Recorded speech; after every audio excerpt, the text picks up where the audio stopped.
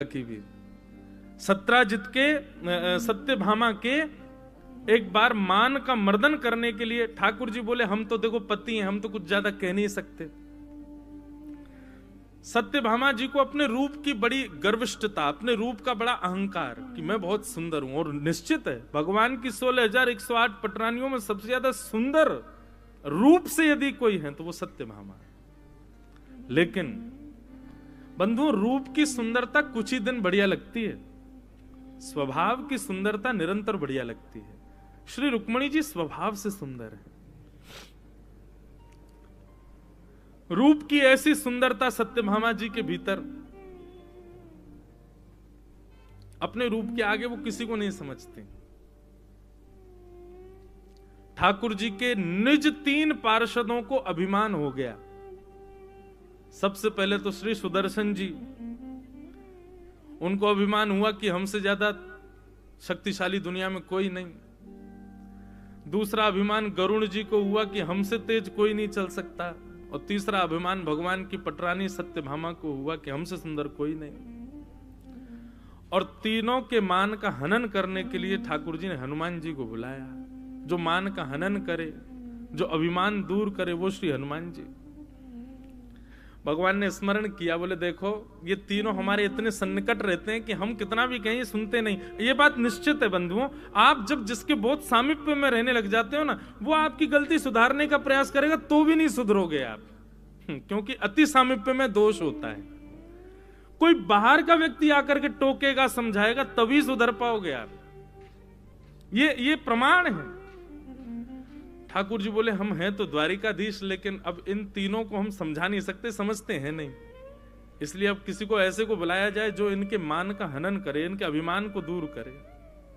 और मान का हनन करते हैं इसीलिए हनुमान जी को आमंत्रित किया द्वारिका। हनुमान जी महाराज द्वारिका आ गए। द्वारिका आकर के महाराज सुंदर वनों को उजाड़ने लगे, सुंदर वृक्षों को तोड़ने लगे, नारियल उखाड़ करके पीने लगे, केले के सुंदर वृक्षों को तोड़ करके केले खा जाएं, छिलका फेंक दें महाराज, फिसल के लोग गिर रहे हैं द्वारिका के।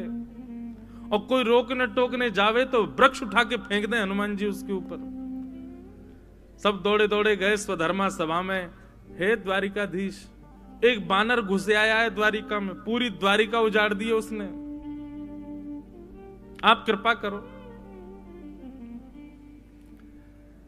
भगवान ने सुदर्शन चक्र से कहा आप जाइए, आप बड़े बलवान हैं, कोई बहुत शक्तिशाली बानर आया है, जाइए जाकर के उसको या तो बंदी बनाइए, नहीं तो अपने बल के आगे उसको शांत कर दीजिए। सुदर्शन जी कम नहीं है बंधुओं।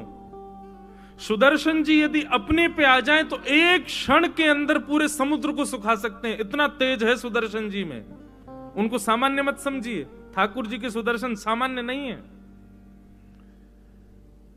सुदर्शन जी बोले जी महाराज अभी जाता हूं, ये बानर तो मेरे बाएं हाथ का खेल, बाएं हाथ की इकन्नी उंगली का खेल, अभी जाता हूं।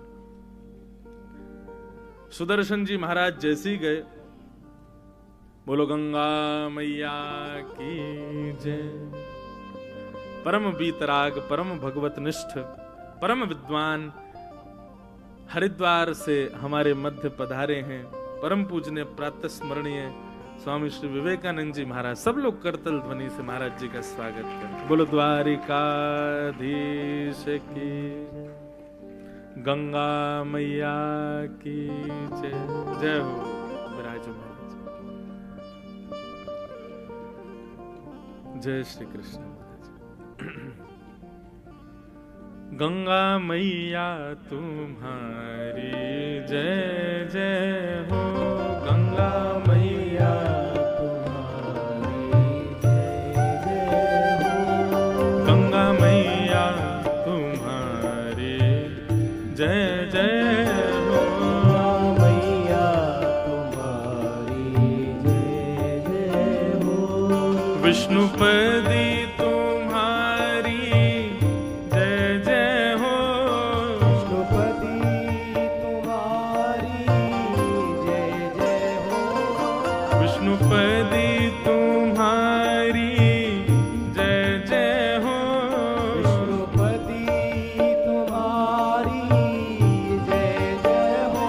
गंगा मैया तुम्हारी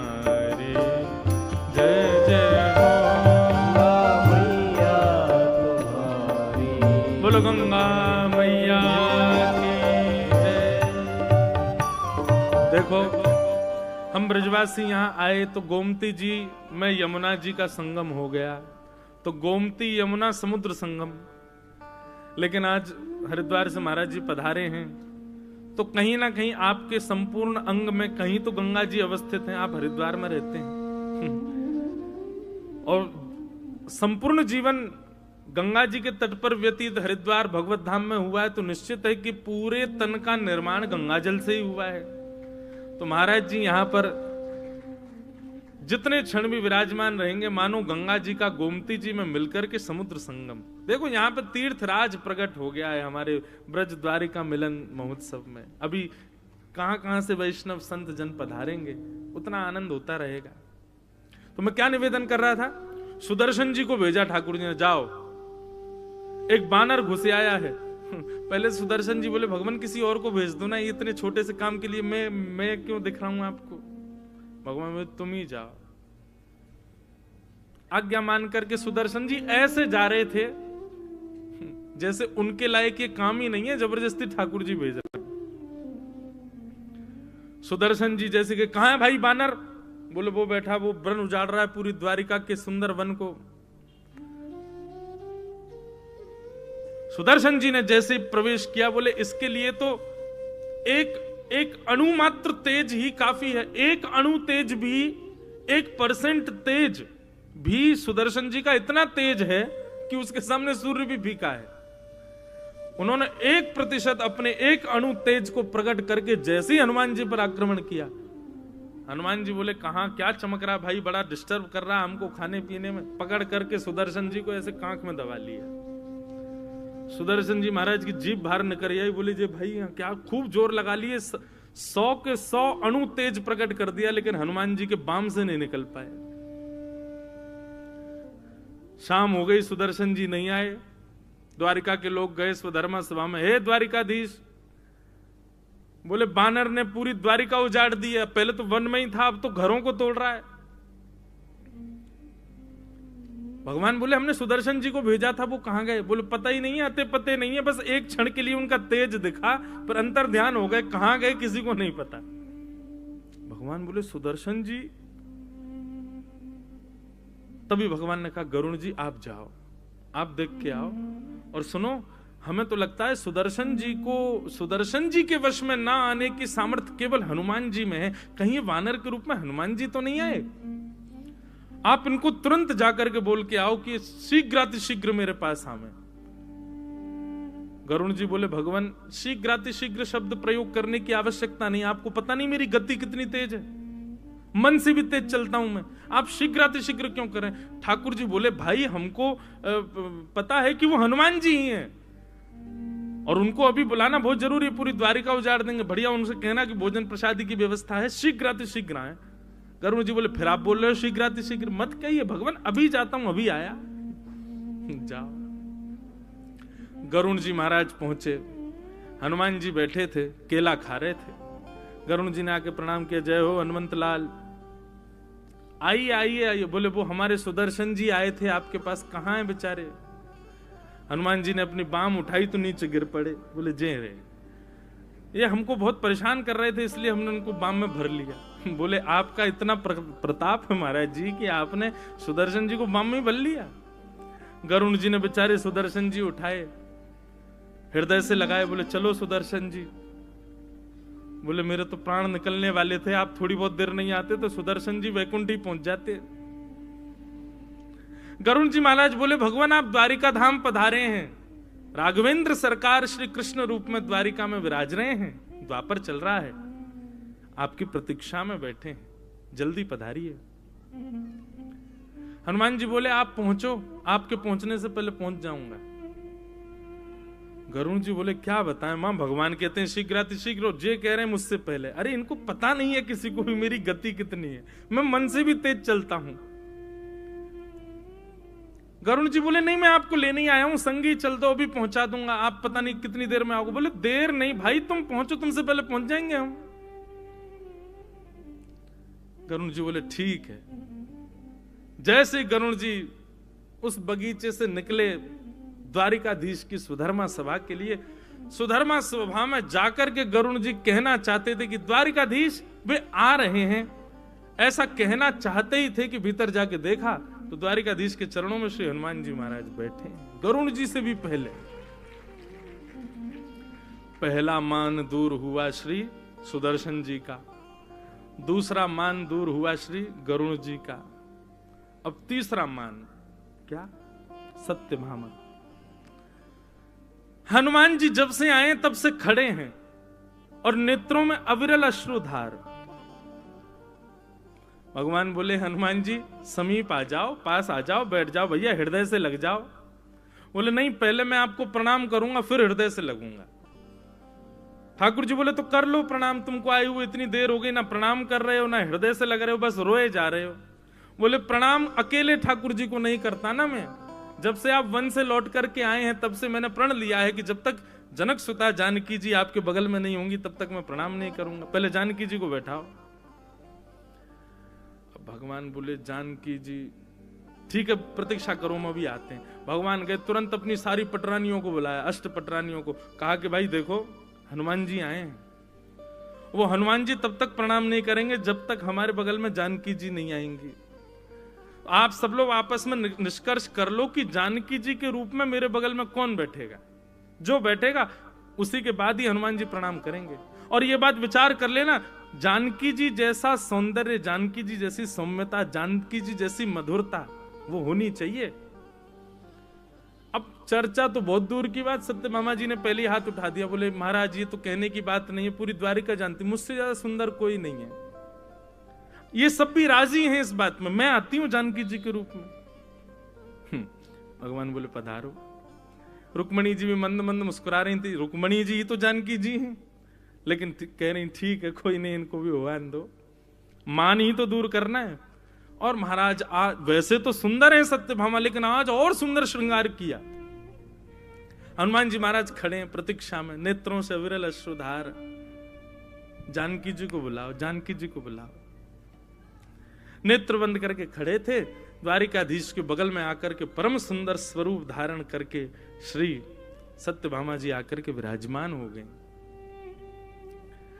हनुमान जी के नेत्र खुले, ठाकुर जी को देख करके मुस्कुराने लगे। ठाकुर जी बोले हनुमान जी प्रणाम कर लीजिए अब। हनुमान जी बोले पहले जानकी जी तो आ जाएं, बैठी तो है हमारे बगल में। महाराज ये जानकी जी हैं? बोले हाँ देखो जानकी जी तो हैं। अच्छा नहीं नहीं भगवान, जनक सुता जानकी जी तो सतयुग में ही हैं, हमें लगता है द्वापर में जानकी जी की सुंदरता की पराकाष्ठा तो कोई नहीं। आप विश्वास माने और बुरा ना माने, ये आपके आगे बगल में बैठी तो मुझे पता नहीं क्यों ऐसा मन में भाव आया कि हमारे राघवेंद्र सरकार कृष्ण रूप में बड़े दयालु हो गए, दासियों को भी बगल में बैठा लेते हैं, कितने दयालु हो गए। अब तो सत्यभामा का मुख इतना सा रह गया, बोले इनको मैं दासी दिख रही हूं। सत्यभामा जी उठ करके रोती हुई अपने कक्ष में चली गई। तभी श्री रुक्मणी जी का आगमन हुआ। रुक्मणी जी को देखते हनुमान जी महाराज मदमस्त हो गए, नृत्य करने लगे, आहा चरणों से जाकर के लिपट गए, तब दंडवत प्रणाम किया श्री ठाकुर जी को। तो तीनों मानों को हनुमान जी के द्वारा द्वारिकाधीश ने द्वारिका धाम में सिद्ध कराया, सुदर्शन जी, गरुण जी और श्री सत्यभामा। तो ये चर्चा क्यों शुरू हुई थी? सत्यभामा जी बड़ी सुंदर हैं, पर रुक्मणी जी का जो सौंदर्य है वो स्वाभाविक सौंदर्य है, रूप का सौंदर्य नहीं है। इसलिए बंधुओं, ठाकुर जी रूप से सुंदरता अगर स्वीकार करते तो बहुत सुंदर बन के आई थी पूतना, पर ठाकुर जी को स्वभाव की सुंदरता ही प्रिय है। वही श्री कृष्ण जब मथुरा जाते हैं तो कुब्जा को सुंदर कहकर के पुकारते हैं, जिसकी कमर 3 जगह से टेढ़ी है। इसीलिए वैष्णवों को यह बात समझ लेनी चाहिए कि श्रृंगार और स्वरूप की सौंदर्यता, इससे द्वारिकाधीश कभी नहीं रीझेंगे। स्वभाव को सुंदर बनाओ। ये छल कपट बाजी ये सब ठाकुर जी को प्रिय नहीं है। आप बाहर से सुंदर हो, भीतर ये सब है, तो ये प्रिय नहीं है ठाकुर जी को। रुक्मणी जी ने पत्र में नवदा भक्ति की प्रथम भक्ति को विराजमान किया कि श्रुत्वा गुणान भुवन सुंदर शृण्वतां ते निर्विश्य कर्ण विवरै हरतुंगतापम् किरूपं दृशां दृशिमतामखिलार्थलाभं त्वय्यच्युता विशति चित्रपत्रपं मे। रुक्मणी जी कहती हैं, हे नाथ, मैंने आपको कभी देखा नहीं है, केवल और केवल आपको सुना है। एक संतजन कथा में बता रहे थे कि जब ब्राह्मण ने जाकर के द्वारिकाधीश को पत्र सुनाया, ठाकुर जी से कहा कि ठाकुर जी पत्र आया है, कौंडन्यपुर के महाराजा भीष्मक राजा की बेटी रुक्मणी जी ने पत्र भेजा है। तो भगवान बोले पत्र पढ़ के सुनाओ। तो जैसे ही ब्राह्मण देवता ने पत्र पढ़ना प्रारंभ किया तो प्रथम श्लोक सुनते ही, 7 श्लोक नहीं सुने द्वारिकाधीश ने, प्रथम श्लोक सुनते ही ठाकुर जी अपने आसन से खड़े हो गए और कहने लगे, लाओ लाओ भाई, रथ की व्यवस्था करो, सब व्यवस्था करो, चलो कौंडन्यपुर चलना है। तो ब्राह्मण देवता बोले, भगवान पूरा श्लोक तो सुन लीजिए, पूरे पत्र तो सुन लीजिए, 7 श्लोक हैं, अभी एक ही श्लोक हुआ है। ठाकुर जी बोले, वो सब सुनाते रहना, तुम मार्ग में चलते चलते सुनाते रहना। बोले, तुम आप कौंडन्यपुर जाने को तैयार हो गए, पहले समझ तो लीजिए कि रुक्मणी है कैसी। ठाकुर जी बोले, जो गुण हमको चाहिए वो गुण उनके प्रथम श्लोक में ही दिख गया। क्या है वो प्रथम गुण? कि रुक्मणी जी कह रही हैं कि मैंने आपको देखा नहीं, आपकी कथाएं सुनकर के आपसे प्रीति हुई है। ठाकुर जी कहते हैं, हे विप्र देवता, जिस वैष्णव को, जिस व्यक्ति को मेरी कथा में रति है, तो निश्चित है बाकी की भक्तियों में रति, बाकी के सदलक्षण और गुणों में रति उसकी होगी ही होगी। और नहीं भी कोई गुण होगा तो ये श्रवण भक्ति से वो गुण उसके भीतर आ जाएगा। एक प्रकार से ये कह दें, श्रवण भक्ति बंधुओं स्रोत है। यदि श्रवण भक्ति प्रारंभ हो गई, धीरे धीरे अपने आप सब भक्ति आ जाएंगी। आजकल क्या हो गया, यूथ के अंदर, समाज के अंदर थोड़ी भक्ति बढ़ी है, लेकिन कई चीज की भक्ति बढ़ी है। नाचने गावे की भक्ति बढ़ी है, सजवे धजवे की भक्ति बढ़ी है, अपने आप को भक्त दिखाने की भक्ति बढ़ी है। लेकिन उन्हीं लोगों को कथा में ले आओ तो कथा में रुचि नहीं है। इस बात का प्रमाण है कि आपकी भक्ति जो है वो केवल और केवल लोक रंजन के लिए है, ठाकुर जी के रंजन के लिए नहीं है। ठाकुर जी की रंजन की भक्ति जब प्रारंभ होगी तो सबसे पहले आपके भीतर श्रवण भक्ति आएगी। श्रवण, रुक्मणी जी श्रवण भक्ति की आचार्या हैं। तो ठाकुर जी से कहती हैं, मैंने केवल आपको सुना है, आपको देखा नहीं है, और सुनकर के आपको अपना प्रियतम मान लिया है। श्रवण भक्ति का और लक्षण बताते हुए श्री रुक्मणी जी कहती हैं, हे नाथ, भले ही किसी ने आपको देखा ना हो, लेकिन आपके स्वरूप का वर्णन मात्र उसने सुन लिया हो तो निर्विश्य कर्ण विवरई हरतोंगतापम, अपने कानों से यदि आपकी भक्ति का श्रवण कर ले तो श्रवण मात्र से उसके हृदय के जितने भी ताप, संताप, पाप आदि व्याधि, जो भी कुछ उसके हृदय में आपकी मिलन में बाधा बन रहे हैं, आपकी श्रवण भक्ति से वो सब नष्ट हो जाएंगे। नाथ, श्रवण भक्ति की महत्व को भी श्री रुक्मणी जी बताती हैं। रूपम दृशाम दृशिमतामखिलार्थलाभम त्वय्यच्युता विशति चित्रपत्रपम में। वैसे तो आपका रूप देखने मात्र से व्यक्ति के सारे विषाद नष्ट होते हैं, पर भगवान, मैं जो जानती हूं कि आपके रूप से भी ज्यादा आपकी कथा में सामर्थ्य है, आपके गुणानुवादों में सामर्थ्य है विषयों को नष्ट करने की। ठाकुर जी को रोज देखता था कौन? धृतराष्ट्र। रोज देखते थे समस्त कौरव, लेकिन अपने कुभावों को नष्ट नहीं कर पाए। रोज देखते थे युधिष्ठिर, रोज देखते थे भीम, लेकिन अपने हृदय में प्रेम लक्षणा भक्ति को जागृत नहीं कर पाए। रोज देखता था अर्जुन, लेकिन उसके हृदय में भी प्रेम लक्षणा भक्ति कब प्रकट हुई? जब ठाकुर जी ने श्रवण कराया, जब गीता सुनाई, तब अर्जुन कहते हैं आप जो कहेंगे करिष्ये वचनम तब, आप जो कहेंगे मैं करूंगा नाथ, अब मुझे कोई संशय नहीं है। इसलिए भैया श्रवण भक्ति प्रधान भक्ति है, श्रवण भक्ति में रुचि जगाओ। और एक बात और, आप कहोगे कैसे रुचि जगाएं? प्रार्थना करो ठाकुर जी से, आपके चाहने से नहीं जगेगी, ठाकुर जी चाहेंगे तो ही श्रवण भक्ति में रुचि हो सकती है। और इस बात का भी प्रमाण, ये कोई मनमानी बातें नहीं है, इस बात का भी प्रमाण श्रीमद् भागवत में श्री सूत जी महाराज देते हैं कि ठाकुर जी की भक्ति, श्रवण भक्ति में, कथा में यदि रति है तो वह भी ठाकुर जी की इच्छा से ही हो सकती है। गोस्वामी तुलसीदास जी कहते हैं बिनु सत्संग विवेक न होई, और बिनु सत्संग विवेक न होई। फिर दूसरी बात, राम कृपा बिन सुलभ न सोई। ये बात तो सत्य है कि सत्संग के बिना भक्ति नहीं जगेगी, लेकिन यह भी सत्य है कि राम जी की कृपा के बिना सत्संग नहीं मिलेगा।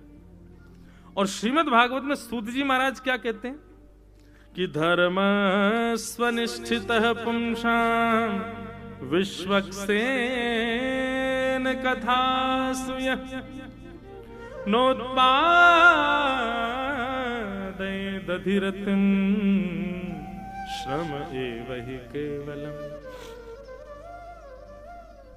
आप कितना भी अन्य साधनों को कर लीजिए, अन्य साधन मतलब कितना भी तीर्थ यात्रा कर लो, कितना भी गोमती सागर में स्नान कर लो, कितना भी गंगा सागर में स्नान कर लो, कितना भी आप त्रिवेणी संगम प्रयागराज के स्नान कर लीजिए, आप कितने भी कुंभ के शाही स्नान कर लीजिए, ठीक है, सबका महत्व अपनी जगह है। लेकिन इनके भी जो महत्व आप सुनते हैं, हर की पौड़ी पर स्नान का महत्व, ऋषिकेश में स्नान का महत्व, सागर में संगम में स्नान का महत्व, ये सारे महत्व भी तब फलीभूत होते हैं कब? जब यहां कह रहे हैं विश्वक्सेन कथा सुयह रतिम। यदि ठाकुर जी की कथा में आपकी रति हो रही है तो आपके समुद्र स्नान, नदी स्नान, तीर्थ यात्रा, शंकर जी पर बिल्वपत्र चढ़ाना, अलग अलग जगहों पर जाना, द्वारिकाधीश की ध्वजा अर्पित करना, 56 भोग के मनोरथ करना, ये सारे आपके तब फलीभूत माने जाएंगे कब? जब आपकी कथा में रति होगी। समझ में आ रही है बात? नहीं आ रही? आप कितना भी अन्य साधन कर लीजिए, कितनी भी तीर्थ यात्राएं कर लीजिए, और सबको करने के बाद एक बार कथा में जाकर के बैठिए। यदि कथा में आपको रुचि बन जाए, अच्छा कथा में रुचि बन जाए, इसके भी कैसे पता चले कि रुचि बन गई है? अब आप लोग यहाँ आए हो, इतनी दूर से आए हो, तो क्या करें, दिन भर कुछ काम तो नहीं, कथा सुननी पड़ेगी जबरदस्ती? ऐसे नहीं। रुचि बनने का मतलब है कि आप ये तक भूल जाओ कि कब 1 बज गए और कब कथा विश्राम हो गई। 1 बजने पर आपके मन में आए कि अभी तो कथा अभी तो प्रारंभ ही हुई थी, इतनी जल्दी विश्राम भी हो गई। ये होता है कथा में रुचि बनना। कथा में रुचि बनने का दूसरा अर्थ क्या है? बाग गदगदा द्रवते यस्य चित्तम रुदत्य भिक्षणम हसति क्वचिच्च विलज्ज उद्गायत नृत्यते च मदभक्ति युक्तो भुवनम पुनातु। वाणी गदगद हो जाए सुन करके, नेत्र सजल हो जाए सुन करके, निर्लज्ज होकर के, आगे पीछे वाले क्या सोचेंगे, निर्लज्ज होकर के नृत्य करने का मन करने लग जाए, और किसी को दिखाने रिझाने के लिए नहीं, बस श्याम सुंदर के लिए, ऐसी भावना हृदय में प्रकट हो जाए, समझो मदभक्ति युक्तो भुवनम पुनातु। तब समझो कि आपके अंदर कथा के प्रति रति जगी है, और यही रति इस बात का प्रमाण है कि आपके अन्य सब साधन ठाकुर जी स्वीकार करते हैं। आप 56 भोग लगाओ, ध्वजा चढ़ाओ, गिरिराज जी की परिक्रमा कर आओ, संत जनों को प्रणाम कर दो, संगमों में स्नान कर लो, लेकिन कथा में आती हो लगे कब 1 बजेंगे, कब भोजन होगा, कब यहां से जाएंगे, कब कुछ होगा, कब कोई भजन आएगा, कोई कीर्तन आएगा। अच्छा, मैंने भी एक नया नियम शुरू कर दिया। अभी क्या होता है कि लोग बाग प्रश्न पत्र भेजते हैं तो उसमें लिख के, महाराज जी 1-1.5 घंटा में एक भजन सुना दिया करो। मेरे पास सब साधन, हमारे सब गंधर्वजन बैठे रहते, महाराज जी कुछ गाओ। गला भी दिया ठाकुर जी ने, पद भी बहुत सारे, लेकिन मैं जानबूझ के नहीं गाता। क्यों नहीं? कथा सुनो, क्योंकि प्रथम भक्ति श्रवण है, दूसरी भक्ति कीर्तन है। जब तक श्रवण में रति नहीं हो तब तक कीर्तन में नहीं जाने देंगे। कीर्तन भक्ति में तो सबको आनंद आता है, जो सो भी रहे होते हैं कीर्तन भक्ति में वो भी उठ जाते हैं, लेकिन श्रवण भक्ति में जगे रहो, ये ठाकुर जी की कृपा है। तो श्रवण भक्ति ये प्रथम भक्ति है। रुक्मणी जी को अपनी प्रथम पटरानी के रूप में केवल ये गुण देख करके ठाकुर जी ने स्वीकार किया। एक पति अपनी गृहिणी को उसकी एजुकेशन देख करके ले, रूप देख करके ले, परिवार देख करके ले, सौंदर्य देख के ले, स्वभाव लेके, लेकिन जगत नियंता जगदाधार द्वारिकाधीश अपनी प्रमुख पटरानी के रूप में रुक्मणी जी को स्वीकार करते हैं केवल एक गुण देख करके, कि उनके भीतर कथा सुनने के प्रति रति है। और यही बात प्रमाणित होती है रुक्मणी जी के पत्र से। एक अष्ट सखाओं का पद है, बहुत सुंदर पद है। आप सबको द्वारिकाधीश के सामने जाकर के वो पद गाने चाहिए जो हम यहां गाते हैं। यह मांगू गोपी जन वल्लभ, यह मांगू गोपी जन वल्लभ। सब द्वारिका आए हो और ब्रज के प्रतिनिधि में आए हो आप लोग। ये आप सब लोगों को जो ये आईडी कार्ड दिए गए हैं ना, ये इसलिए नहीं है कि आप इस कथा के उत्सव के यजमान आदि हो, नहीं, आप इस उत्सव में किसी ना किसी रूप से सहभागी हो, मतलब आप सब ब्रजवासी हो। और इस भाव से आप इसको पहन करके भी यदि मंदिर में जाओगे तो द्वारिकाधीश आपकी जरूर सुनेंगे। एक भाव मात्र, क्यों ब्रज लिखा उस पर, ब्रज द्वारिका मिलन महोत्सव। द्वारिकाधीश से जाकर के ये प्रार्थना कर देना, बहुत सुंदर पद है। हमें द्वारिकाधीश जी से क्या चाहिए? यह मांगू गोपी जन वल्लभ, यह मांगू गोपी जन वल्लभ। मानुष जन्म और हरि सेवा, मानुष जन्म और हरि सेवा, मानुष जन्म और हरि सेवा, मानुष जन्म और हरि सेवा। ब्रज बसवो दी जो मोहि सुलभ, ब्रज बसवो दी जो मोहि सुलभ। कितनी सुंदर कामना है, ऐसी कामना हर व्यक्ति को करनी चाहिए। क्या मांग रहे हैं ठाकुर जी से? मानुष जन्म। एक तो ठाकुर जी कृपा करना, इस जन्म में तो आपने मानव बनाए, अगले जन्म में फिर मानव बनाना। मानुष जन्म, लेकिन अगले जन्म में कुछ प्रायोरिटीज रखिएगा। मानुष जन्म और हरि सेवा। दूसरी क्या है? बोले आपकी सेवा प्राप्त हो। मानुष जन्म और हरि सेवा। और तीसरा, ब्रज बसवो दी जो मोहि सुलभ, ब्रज बसवो दी जो मोहि। अभी 14 तारीख को ठाकुर जी का जन्मोत्सव, हमारे गिरधर लाल जी का। उस दिन हम पूरी बधाई गायन के बाद एक पद जरूर गाते हैं। क्या? बधाई में दीजो श्री ब्रजधाम। हे ठाकुर जी कृपा करना कि आपके इन उत्सवों की बधाई हमको केवल एक रूप में मिले। हमको वैकुंठ जाना है, साकेत जाना है, गोलोक धाम जाना है, लेकिन 7 दिन जाना है, बस कथा बता करके फिर वापस आ जाएंगे हम। 7 दिन के लिए वैकुंठ जाएंगे, कथा करके दोबारा वृंदावन ही आएंगे। हमको वृंदावन चाहिए नाथ, हमको वृंदावन नहीं छोड़ना है। ये ब्रज सदा हमारे चित्त में बसा रहे। ब्रज बसवो दी जो मोहि सुलभ, ब्रज बसवो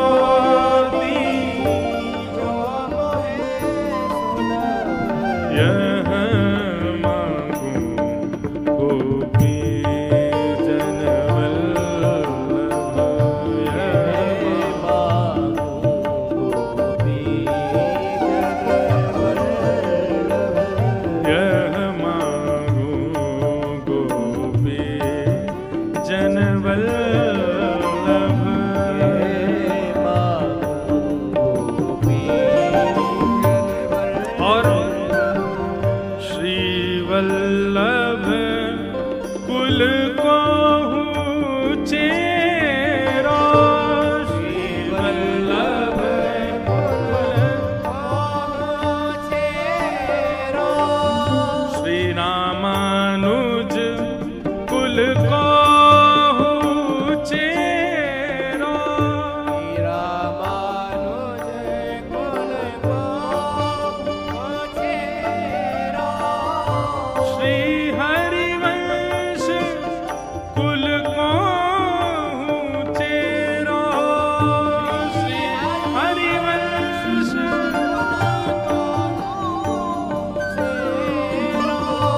श्री हरिदास वंश को चेरो,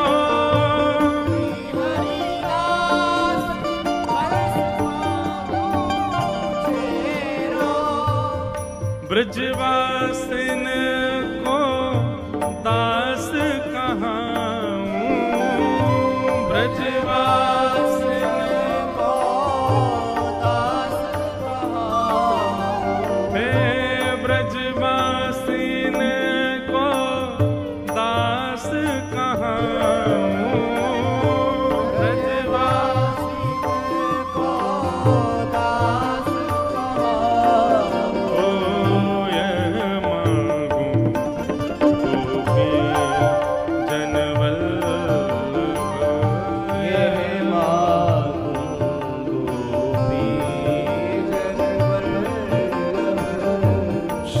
यमुना जल नित प्रति नहाऊं, श्री यमुना जल नित प्रति नहाऊं, मन वच क्रम कृष्ण गुण गाऊं, मन वच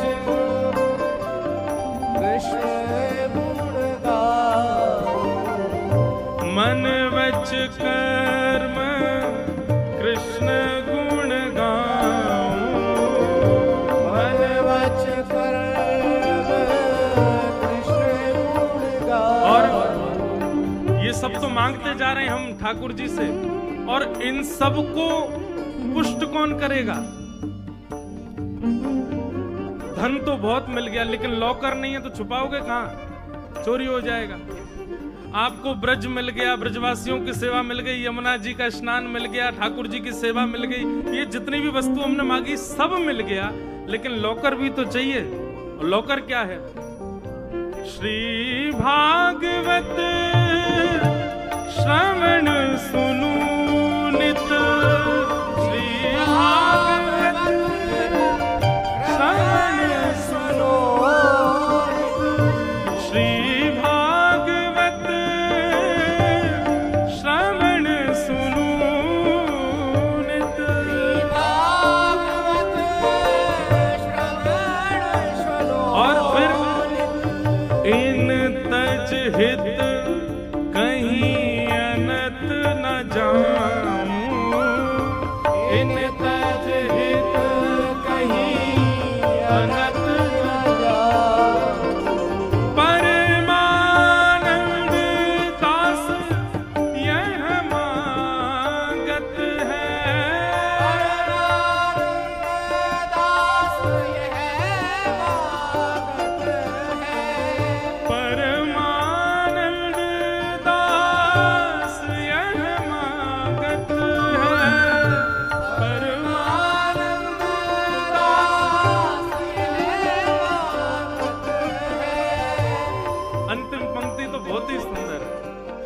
सब मांग लिया ठाकुर जी से, और सब मांगने के बाद भागवत जी मांगे, और भागवत जी मांगने का अंतिम भाव क्या है? नित निरखूं कबहू न अघाऊं, नित निरखूं कबहू न। हे नाथ, मैं खाने में थक जाऊं, भोजन करने में थक जाऊं, सोने में थक जाऊं, नाचने में थक जाऊं, सब कार्यों में थक जाऊं नाथ, लेकिन जब आप मेरे सामने खड़े हो, स्वामी श्री हरदास जी महाराज कहते हैं, ऐसे ही देखत रहूं तो मैं जन्म सफल कर मानूं। प्यारी को भामतो भामती को प्यारो, युगल किशोर एक ही जानो, यह मांगू गोपी जन वल्लभ। श्री परमानंद दास जी कह रहे हैं, नित्य निरखूं कबहू न अघाऊं, नित्य निरखूं कबहू न, यह मांगू गोपी जन वल्लभ, यह मांगू गोपी मानुष जन्म और हरि सेवा,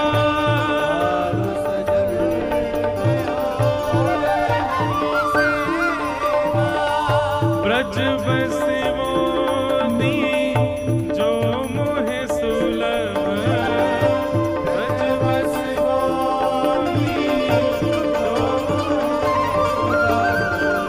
यह मांगू गोपी जन वल्लभ,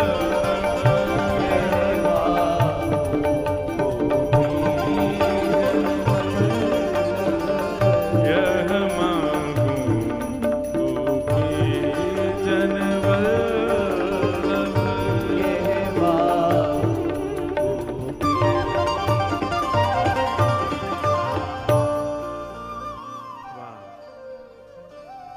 सब मांगा पर सबसे अंत में भागवत जी को मांगा परमानंद दास जी ने।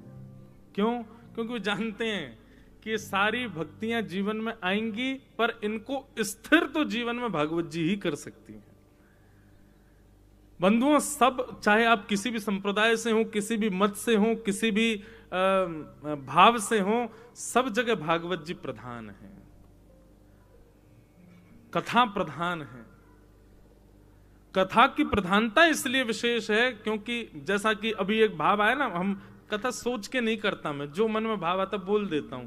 अब मन में भाव आया, लॉकर है, ये सारे धन हैं, ठाकुर जी की सेवा करना, नाम जप करना, तिलक करना, वैष्णव भाव रखना, संतों की सेवा करना, ये सारे धन हैं और इनका लॉकर है श्रीमद् भागवत जी। यदि भागवत जी जीवन में होंगी तो सब व्यवस्थित होता रहेगा, इकट्ठा होता रहेगा।